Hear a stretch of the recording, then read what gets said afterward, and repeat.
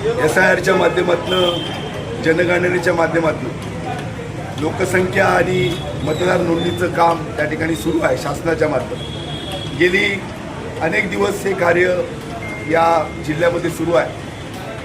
जे बोगस मतदारांची नोंदणी ही जे शहरामध्ये होते किंवा तालुक्यामध्ये होते किंवा या जिल्ह्यामध्ये होते, याबाबत वेळोवेळी पत्रव्यवहार हा त्या ठिकाणी या जिल्ह्याचे जिल्हाधिकारी, प्रांताधिकारी आणि तहसीलदार आणि निवडणूक आयोग यांना सातत्यानं त्या ठिकाणी पत्रव्यवहार केलेले आहे। आज हा तिसरा पत्रव्यवहार आहे की याच्यामध्ये कशा पद्धतीनं नोंदणी, मतदारांची नोंदणी कशी त्या ठिकाणी बोगस केली जाते याबाबतचे अनेक मुद्दे हे प्रांतसाहेबांच्या समोर त्या ठिकाणी दिलेले आहे। पण याच्यावरचं कुठचंही त्या ठिकाणी योग्य असं उत्तर, समर्पक असं उत्तर हे उपविभागीय अधिकारी यांच्याकडनं त्या ठिकाणी मिळालेलं नाही। उलट या सगळ्या गैरकामाला त्या ठिकाणी त्यांचा पाठिंबा या सगळ्या याच्यामध्ये मला दिसला।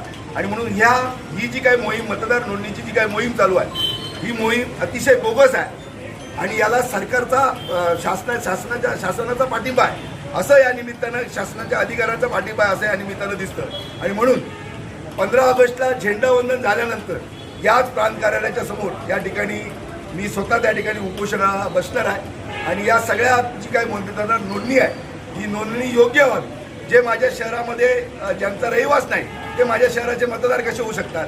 जर या शहराचा नगराध्यक्ष किंवा नगरसेवक किंवा नगरसेविकेचा उमेदवार हा जर मतदार यादीमध्ये असेल तरच तो नगराध्यक्ष किंवा नगरसेवक होऊ शकतो। तर माझं असं म्हणणं आहे की जो मतदार आहे हा मतदार माझ्या शहराचा रहिवासी हवा आणि तो रहिवासी असला तरच त्याला मतदानाचा अधिकार मिळाला पाहिजे। ह्या संपूर्ण या सगळ्या याच्यामध्ये सिस्टममध्ये किंवा या जे BLO नेमलेले आहेत, हे BLO स्वतः घरात जाऊन प्रत्येकाच्या त्या ठिकाणी फॉर्म भरत नाही, हे त्या कार्यकर्त्यांच्या हातामध्ये देऊन बोगस त्या ठिकाणी भरले जात आहे आणि चुकीच्या पद्धतीनं त्या ठिकाणी नोंदणी केली जाते। अनेक अशी त्या ठिकाणी घरं आहेत की ज्या घरामध्ये फक्त 4 लोक राहू शकतात, त्या ठिकाणी 40-40 लोकांची नावं ही या मतदार यादीमध्ये त्या ठिकाणी मतदार नोंदणी म्हणून त्या ठिकाणी घुसवली जातात। त्याचबरोबर कुठल्याही शहरामध्ये घर नाही, तो सुद्धा या शहरातला मतदार त्या ठिकाणी होतोय, हे चुकीचं आहे।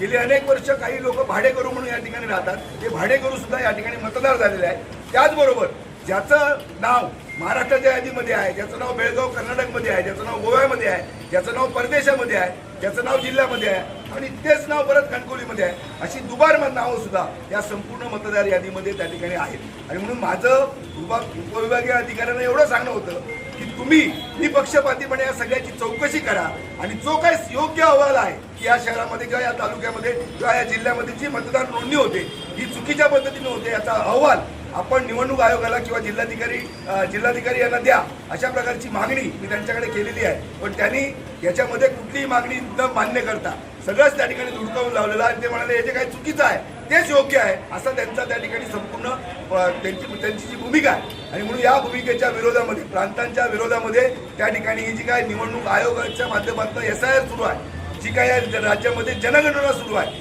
गेली 20-22 वर्षानंतर हे सगळं सुरू आहे। सरकारी यंत्रणा त्या ठिकाणी खर्च होते। माझ्या नगरपालिकेचे अनेक कर्मचारी आज माझं काम सोडून, नगरपालिकेचं काम सोडून या कामासाठी त्या ठिकाणी व्यस्त आहे। सरकारी यंत्रणा त्या ठिकाणी आहे, सगळे जिल्हा परिषदचे शिक्षक आहेत, अनेक सरकारचे कर्मचारी या ठिकाणी टाकलेले आहेत। मग जर हे सगळी यंत्रणा जर त्या ठिकाणी सरकारचा पैसा आणि सरकारचा वेळ आणि यंत्रणा जर वापरत असतील तर योग्य त्या ठिकाणी ही मतदार नोंदणी का होत नाही? बोगस मतदार या यादीतनं बाहेर का गेले जात नाही? हे गेले पाहिजेत आणि याच्यासाठी जी लढाई आहे आणि म्हणून जी काही लढाई आहे आम्ही कायदेशीर तर ती लढाई लढूच, पण त्याचबरोबर अधिकारी स्तरावर आणि लोकशाहीच्या मार्गाने सुद्धा ही लढाई आम्ही लढणार आहोत। आणि म्हणून मी आपल्याला विनम्र आवाहन करतो की 15 ऑगस्टला झेंडावंदन झाल्याच्या नंतर या ठिकाणी आम्ही उपोषणाला त्या ठिकाणी बसणार आहोत आणि या बोगस मतदार नोंदणीच्या विरुद्ध लोकशाहीच्या मार्गाने आवाज उठवणार आहोत, कायदेशीर बाबतीत मार्गानं त्या ठिकाणी आवाज उठवणार आहोत आणि जे काही हरकती घ्यायच्या आहेत त्या हरकतीच्या माध्यमातून सुद्धा आम्ही करणार आहोत। पण माझा मुद्दा हाच आहे की आपण हरकत येण्यासारखं काम का करता? येण्यापूर्वीच जर ते आपण जी खरी माहिती आहे, जी सत्य माहिती आहे की SIRचा मूळ उद्देश काय आहे की सत्य माहिती ही सरकारकडे त्या ठिकाणी जावी, निवडणूक आयोगाकडे जावी, योग्य मतदार हा मतदार यादीमध्ये जावा, ही खरी त्या ठिकाणी भूमिका आहे। मग याच भूमिकेला त्या ठिकाणी हरताळ फासण्याचं काम, म्हणजे हरताळ करण्याचं काम त्या ठिकाणी यंत्रणा करते, हे चुकीचं आहे। आणि म्हणून याच्या विरुद्ध आवाज त्या ठिकाणी उठवण्याचं काम आम्ही करतोय। येत्या 15 ऑगस्टला या ठिकाणी प्रांत साहेबांच्या दारात त्या ठिकाणी कार्यालयासमोर आम्ही या ठिकाणी उपोषण